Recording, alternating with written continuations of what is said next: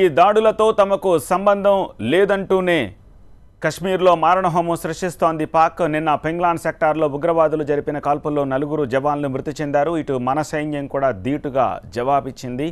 3 ఉగ్రవాదులను మట్టుబెట్టింది. పుల్వామా దాడి సూత్రధారుల్ని మట్టుబెట్టి దెబ్బకు దెబ్బతీసింది. ఈ పరిస్థితుల నేపథ్యంలో భారత్ పాక్ సరిహద్దుల్లో హైటెన్షన్ వాతావరణం నెలకొంది.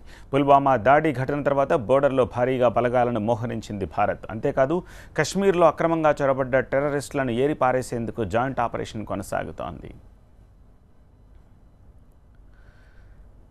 సీమాంతర ఉగ్రవాదంతో భారత్ చాలా నష్టపోయింది. యుద్ధం చేద్దామంటే రాజకీయంగా ఒత్తిళ్లు తప్పవు.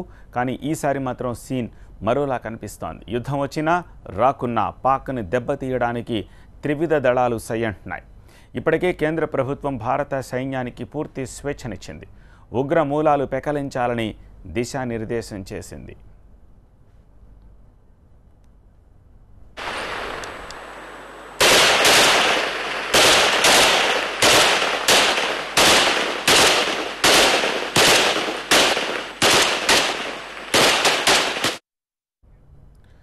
పుల్వామా దాడి తర్వాత పరిస్థితి మొత్తం మారిపోయింది. ఏ క్షణంలో ఏం జరుగుతుందో చెప్పలేని పరిస్థితి నెలకొంది.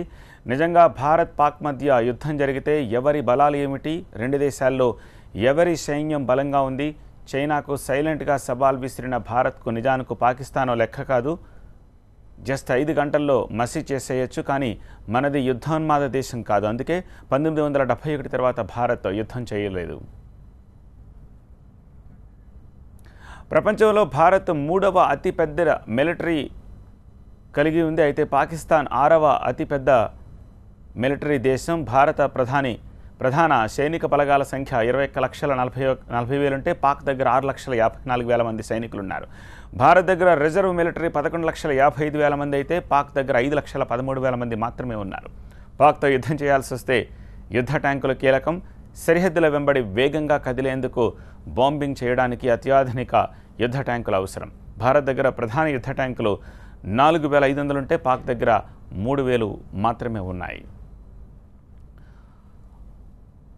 ఆర్మర్డ్ ఫైటింగ్ వెహికల్స్ భారత్ దగ్గర 6,704 ఉంటే పాక్ దగ్గర 2,828 మాత్రమే ఉన్నాయి. సెల్ఫ్ ప్రొఫైల్డ్ గన్స్ భారత్ దగ్గర 290 ఉంటే పాక్ దగ్గర 465 ఉన్నాయి. Multiple launch rocket systems Bharat దగ్గర 292 ఉంటే పాక్ దగ్గర 134 ఉన్నాయి. యుద్ధ విమానాలు భారత్ దగ్గర 2,216 ఉంటే పాక్ దగ్గర 1,143 ఉన్నాయి. భారత్ దగ్గర 323 ఫైటర్ జట్లుంటే పాక్ ఖాతాలో 186 ఉన్నాయి. మల్టీ రోల్ ఫైటర్ విమానాలు భారత్ దగ్గర 329 ఉంటే పాక్ దగ్గర 225 ఉన్నాయి. జలాంతర్గాములు మన దగ్గర 15 ఉంటే పాక్ దగ్గర 8 ఉన్నాయి. అన్నిటికన్నా కీలకమైన అణ్వస్త్ర వార్ హెడ్లలో 2 దేశాలు పోటీ పడుతున్నాయి. భారత్ దగ్గర వార్ హెడ్లు 120 ఉంటే పాక్ దగ్గర 130 ఉన్నాయి.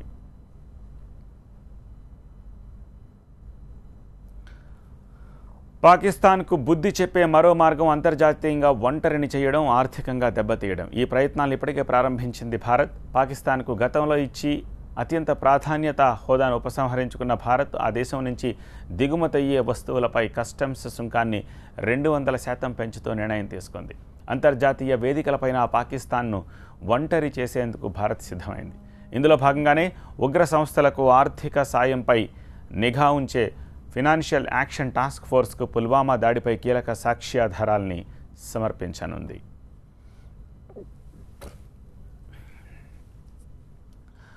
పుల్వామా దాడితో తమకేం సంబంధం లేదని వాదిస్తోన్న పాకిస్తాన్ మరో అడుగు ముందుకేసింది. తాజాగా బలూచిస్తాన్ సమీపంలోని పాక్ ఆర్మీ కాన్వాయ్పై ఆత్మాహుతి దాడి జరిగింది. ఈ ఘటనలో 9 మంది పాక్ సైనికులు మృతి చెందారు. ఈ దాడి వెనుక భారత్ ఉందన్న ఆరోపణలను దిగుతోంది పాక్. రిటైర్డ్ భారత నావికాదళ అధికారి కులభూషణ్ యాదవ్ కేసును దీనికి ముడిపెడుతోంది. నిన్న పుల్వామా ఎన్కౌంటర్లో మృతి చెందిన మేజర్ విఎస్ డౌండియాల్ పార్థివ దేహానికి ఆర్మీ అధికారులు ఘన నివాళులర్పించారు. డౌండియాల్ భార్య, అతని కుటుంబ సభ్యులు కన్నీటి పర్యంతమయ్యారు. డౌండియాల్ సొంతూరు డెహ్రాడూన్లోనే ఆయన అంత్యక్రియలు జరగనున్నాయి. సోమవారం సాయంత్రమే డౌండియాల్ భౌతిక కాయాన్ని ఆయన నివాసానికి చేర్చారు.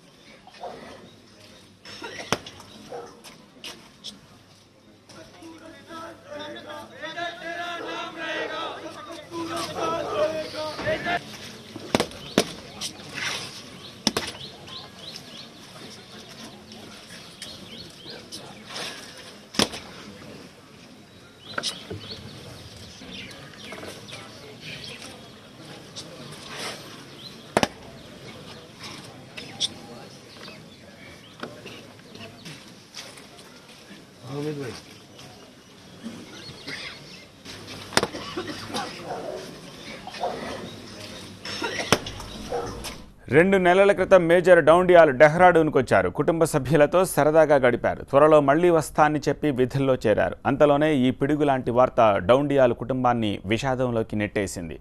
2011లో డౌండియాల్ ఆర్మీలో చేరారు. జమ్మూ కాశ్మీర్లోనే ఎక్కువ కాలం విధులు నిర్వహించారు. గతేడాది ఏప్రిల్లోనే నితికా కౌల్తో డౌండియాల్కు వివాహం జరిగింది. ఏడాదిలోనే నితికకు డౌండియాల్ దూరమయ్యారు. తన భర్త దూరమయ్యాడని ఓ పక్క తీర్చలేని బాధ ఉన్నా మరోవైపు దేశం కోసం ప్రాణాలర్పించారన్న గర్వంతో నితిక ఆయన భౌతిక కాయానికి సెల్యూట్ చేశారు.